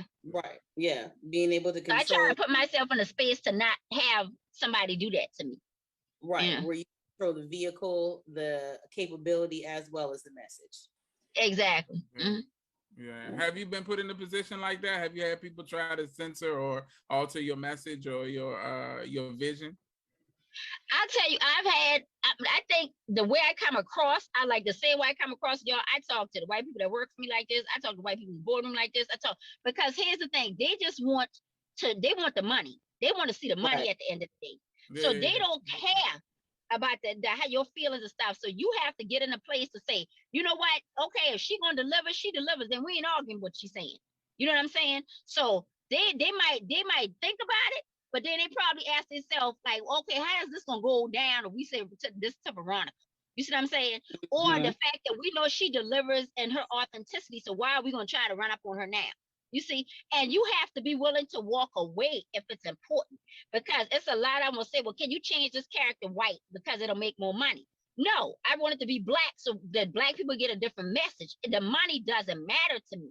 You know what I'm saying? It matters to them at the end of the day. So I'm okay taking a little bit to get a different message out. A lot of people aren't. You know, they want the money, or they're too scared that the opportunity won't present itself again. You got to be willing to say, okay, then it might not. But a lot of people they can't do that. You know what I mean? So that's I don't try to let people think they can put me in that position. That's the best way I can say it. Yeah. Okay. Because half the time people call me, I don't call people. That's a difference. There you go. Yeah, that's when your reputation speaks for itself and puts you in a position to be more demanding and to you have more leverage and more. Yeah. Exactly. You call me, I didn't call you. So see, that's a different monster when they call you. So yeah. So, this is real. Veronica's like, you need me, I don't need you. Right. Like, shit, I didn't ring my phone. You didn't call me. So, Aisha, I don't want to step on your interview and you. Well, I'm trying because I feel like I already know the answers. So yeah, but everybody don't know it though. So you still got. That's why I figured you'd be a good interviewer because you know the stuff that she wants to put out there. I know most of the answers. So with regards to, I guess, your mantra and the passion that you have with regards to elevating Black culture and Black people specifically, do you feel like that is isolating or alienating for other groups? You know what I mean? As far as the message that you're putting out there. I don't feel it is, because here's the thing. I'm here for Black people to see a different narrative. And if you enjoy it, because at the end of the day, we all have the common factor of being human. You see what I'm saying? And so some of our stories are similar, maybe different dialogue, and maybe different ways that it's taken. And so even white people tired of seeing white people on scene.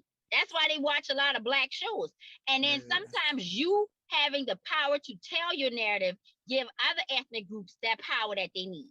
Like, matter of fact, the actor who is the lead actor, I can't remember his name right now, of Shang-Chi, he said Black Panther gave him what he needed. You see what I'm saying? To do the job that he needed to be inspired to do that movie. And he said, because without that movie, it wouldn't have been their movie. You see what I'm saying? So sometimes Black people have to be the one who out in the front getting chopped in the goddamn head first before other people get on. And that's always been our fight in America, you know? And so sometimes telling our story gives people the ability to tell their own. And so, and it's we can tell our story authentically. So I don't think people get alienated if they enjoy it as a story and stop looking for, are they hanging? Like, every story we write shouldn't be trauma. Write some love stuff, write some sci-fi shit, write some, some historical stuff and spin it, and people will enjoy it, because people don't want to go to movies either think they're getting attacked all the time. They like, goddamn, I already know the right narrative. I don't need to keep seeing it. Right. Well, I think us having the capability to be able to explore and live our experience outside of civil rights and slavery. Right. It's like, but it's a safe space. It's been used. That's why movies like, and not bashing any of these great pieces of art and work, but movies like The Help and 12 Years a Slave and The Butler and all of this stuff, and what's the one with the Black women in NASA who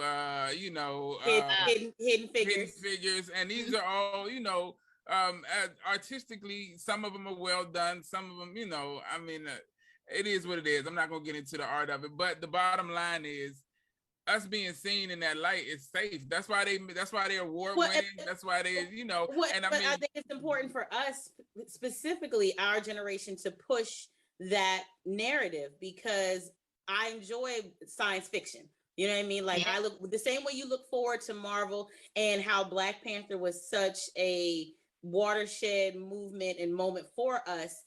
It's not, we go to these movies and it's like to normalize our experience and take it from being the trauma and from being the horrors of being Black in America. It's like people, I know I'm exhausted. Like, they're talking about putting out a movie, and I'm like, I don't want to see it. But maybe it'll take Dame Media to shift that narrative, and then that's the goal. That's the goal. See, but the thing is, it should be a balancing agent. We need a balancing agent, because the thing about it is, like, we should know these movies because these are stories we weren't told. You see what I'm saying? But in between them stories, I need some fiction. Well, yeah, that's in between them, I need some positive fiction. Or positive depictions of people who didn't, struggle their entire life and things like that. Right. That's a huge part of our history, and we need to embrace it. But I think it becomes like, if you watch how embraced, like, these movies are, all the movies that I mentioned, how embraced they are, how they get Academy Awards, how they, the stars of those movies go on to do all these great things and things like that. And it's a good thing. I don't want to feel like I'm bashing those movies, but there's it's a balance. It's a balance. You need the Octavia Butler. You need the Octavia Butler books of sci-fi in between 12 Years a Slave and these other stories. You see what I'm saying? Yeah. So you need a buffer. Otherwise, this all I'm seeing: Queen is Slim, 12 Years a Slave, and they're great things. But I'm like, okay, I want to know the story, but I want to read too how my man escaped and he was like a James Bond. You know what I'm saying? Can I do that? Or even like, because our story didn't start with slavery. You know what I'm saying? It's like, no, so much before that. We're bigger than that whole narrative. So that's just my personal thing. Yeah, that story in America did, and America is so controlled by them same people who say, because if you don't see us as slaves, you see a gay movie us. Yeah, and there's even people now who are bringing to light the fact that our story in America didn't even start with slavery. Like, a lot of us were Native Americans. They changed the narrative to make it, people of more different descents. That's why the Native Americans that you see look Alaskan, and look, the people that were here were dark like Aisha. And, and they, if you look at real Native Americans and things, so there's a whole nother story that's still, and a whole wealth of stories and and valuable information, valuable anecdotes and stories that can bring us into a whole nother light of who we are, who we were, and who we're gonna be that, aren't But told. you're going to see a lot more of that. And we have to take advantage of the fact that they want to, have diverse content. So we got to take advantage of that. Diverse content is 12 Years a Slave. It's like, no. Let me tell you how they'll set you up, how they'll set us up. Because they try to tie diverse sign into female. So they're going to include every ethnicity. They try to tie diverse sign into any type of sexual orientation. You know what I'm saying? So we will slowly get pushed out if we don't knuckle up. And so the thing about it is, like, okay, like I like Westerns. Love Westerns as a kid. So I remember, the new movie that's coming out on Netflix right now, the new Western that's coming out with The Harder They Fall. I remember talking to Bullets, the guy who wrote that. You know what I'm saying? Going back and forth with him about our love for Westerns like 5-6 years ago. I can't remember. 5 or 6 years ago. And we going back and forth about our love for Westerns. He was like, yeah, man. I said, man, I want to work on one because I'm working on a Western series. He was like, yeah, I'm working on this one because he did a short film because he does a lot of music videos and he knew Jay-Z and all them like that.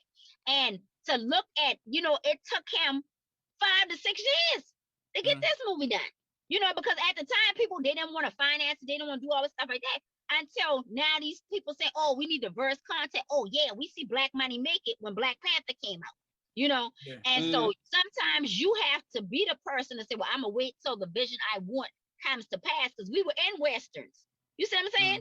We were in the West. Why you don't see us in the Western? You know what I'm saying? I was like, why you don't see us up in space? Like, nigga, we proved we the one got you to space, but we don't ever have no sci-fi movie. So it's just a matter of you pushing that narrative. We got to keep pushing, and that's it. And people got to support. That's the thing too. Don't always want to laugh at the goddamn movie. Black people always want to laugh. I was like, don't always want to laugh. Go watch something that makes you think something. They always want to laugh. They'll go see a comedy in a minute. But you put out a sci-fi, you put out a drama, man. I ain't know I'm gonna see that right there, man. Yeah. And it'd be good. Look, I was the only one who was watching Supernatural on sci-fi, literally. Supernatural. We was there watching you. We was there. Supernatural. No, you mean Superstition. As in a Superstition. Was it Superstition? Oh, Super something. Either way, I was you wasn't watching it.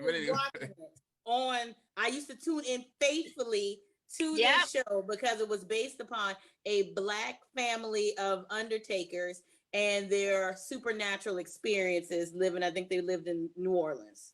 And sci-fi, I give sci-fi kudos for making the attempt, and it lasted a season because nobody was watching. Yeah.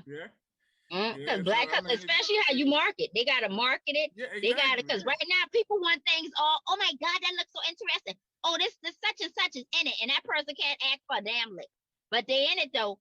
You know what I'm saying? And so that's the thing. They want something to grab their attention and not pass the quality. They just want a quick filler to grab their attention. And that's why sometimes they'll throw people in there. So we just got to control it more and it'll get out there. That's with all art. You got to really search through it to find the stuff that with the depth and the quality, because even the people who control the art, the business side of it is more about making money. So they're more about putting the quick, the thing out there that's going to grab you in that moment, because they're always about making money. Yeah. The show and the biz is heavy on the biz. Right. Yeah, definitely. You have to be well versed in it. So, and a lot of artists don't want to accept that. So, well, it's tough from an artistic standpoint, especially when you want to be. I'm sorry. Go ahead. I feel like you're about to say the same thing. They artists and they sensitive about their shit.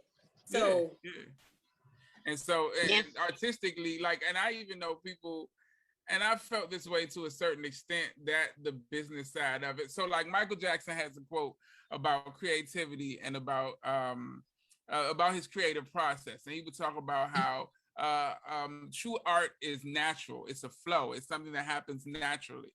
So when you start to think about it and and try to impose your own thought into it, it ceases to be art. It's no longer art. Now it's something that you feel like you can control, and art can't be controlled. And so from that philosophy, the business side of it is so much that it's so controlled. It's so numbers and exact and precise calculations and things like that. And art is none of that. Art is flow. And so that business side of it can be at times detrimental to the quality of the art. So I definitely get it, but the best artists, I guess, or people who succeed in it master both sides of that, and not even master both sides. They master getting the people who can feel what they can't do. You see what I'm saying? Yeah, so if you're the artist, they get people who can do the business. So that way everybody's playing their position to the fullest. Like I happen to be, which I'm thankful that I am one of those people. And I've had this conversation with a lot of big production companies. Like it was like, Veronica, you can master both. And because I look at the business as an art, like getting that done, wrapping it up, that's an art to me. So I never lose sight of that when the stories come to me and I'm writing. And because I'm already looking at the branding, I'm looking at the post, I'm looking at because like I said, stories are emotional marketing. Paintings, photography, all of those artistic things, music, they're emotional marketing. You see what I'm saying? So the person, like once the numbers, they make everything real. So when you get into the business part, making it real takes away from the play, that's art. So you have to be able to kind of go back and forth or look at the business as an art, if you can do that. But if you can't, find somebody who can. A lot of us don't find people who can fill our weaknesses. You know what I'm saying?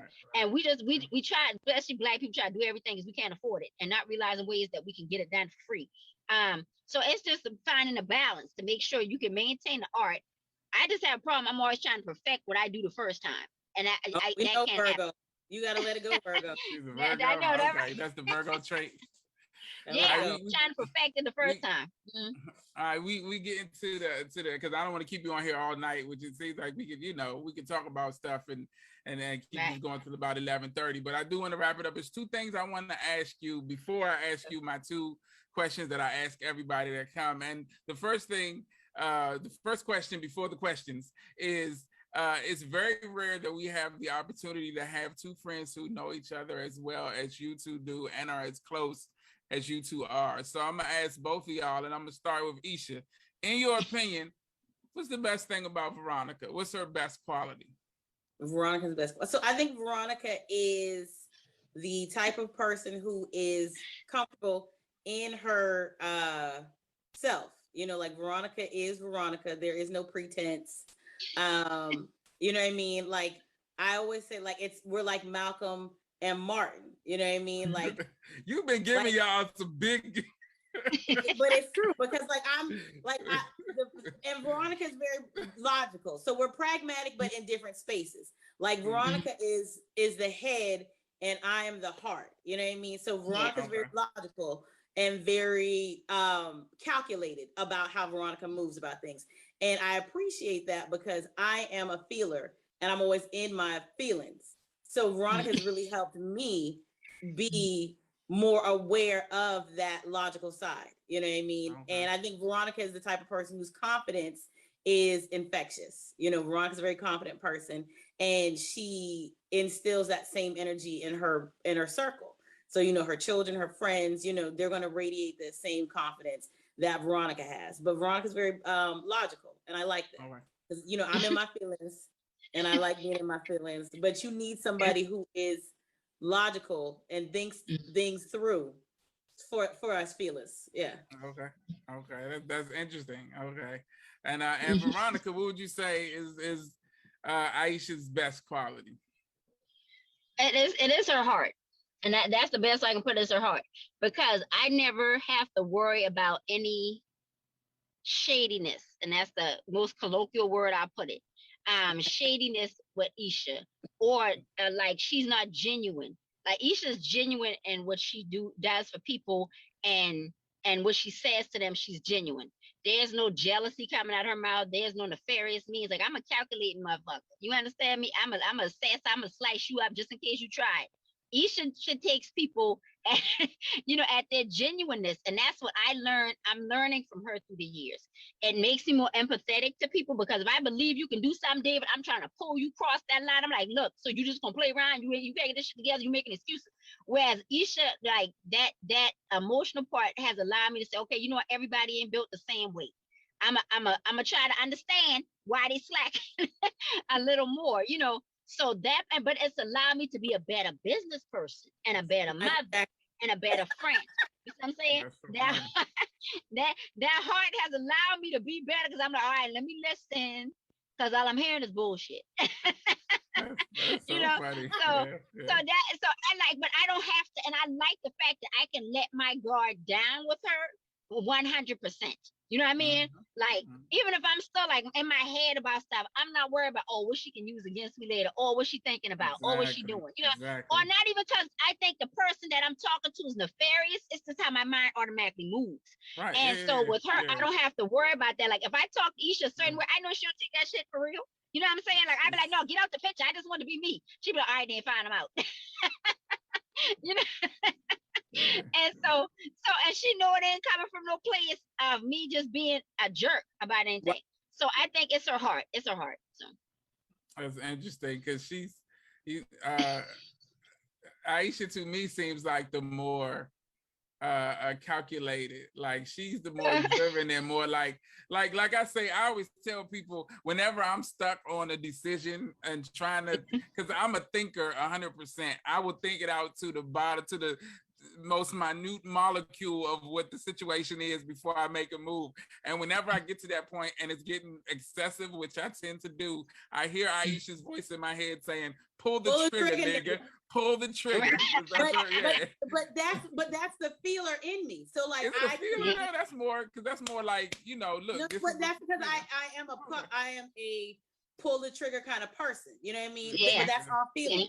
Because if I thought about it more, you know what I mean, I'd make sure I hit my target. I don't give a damn. Pull the trigger. and that's the thing. Like, you shouldn't overthink stuff. Like, Isha told me one time, you said, Veronica, I think about like how this gonna work, what we gonna do. She was like, you was short with $5 goddamn, but all right, come on, nigga, we gonna do it. Because I'm always that person of, I am not, because I'm a bet on me. That's it. Yeah. I can have all the great support. I got Isha in my corner, all that. I'm a bet on Veronica. Because Veronica be like, all right, what I need to do? What we doing? You know what I'm saying? And that's just what it is. It's like Isha moves in that space. Like, what we doing there? Come on. I can call her and say, you want to go to London next month? Yeah, man. Okay, so what did we looking at? Right. What are we doing? Right. And that's it. You know, man. I like, we sitting there talking, we need to be calm and to save our money. Hey, you want to go to London? Yeah, man. Come on. Let me go get Amex. Let me make sure the Amex got room. Right. Yeah. But so that's how we move. What you said about being able to let your guard down and just to have somebody that you can be authentically yourself with is a luxury nowadays, because everybody is like what you said about what somebody used against you. Aisha and I have had this conversation about the definition of love and how it's comfort and how it's freedom. Aisha says freedom to be able to give the person the tools to destroy you and know that they won't. Or but that ain't my freedom. That's my type of freedom. Shit, now. Right. But that's what you just said about Aisha, though. You just like, you open up around her and you're free around her and you don't. Veronica's love language, though, is like loyalty. So Veronica is one of the most fiercely loyal people I know. You know what I mean? Like blood in, blood out. Like Veronica is, if she's on your team, she's on your team 100%. Like you don't ever have to wonder or question it. So we balance each other in that space. Whereas for me, I don't ever have to question Veronica's motives and what Veronica's going to do. And in like kindness, Veronica knows she has the space to be Veronica, and there's no judgment. So that balance of loyalty and judgment free is how we met. Yeah. Because I can be a punk bitch in front of Isha, be like, man, you see this shit I just did? Other people will never know. Yeah, that's your friends. Yeah, will never know.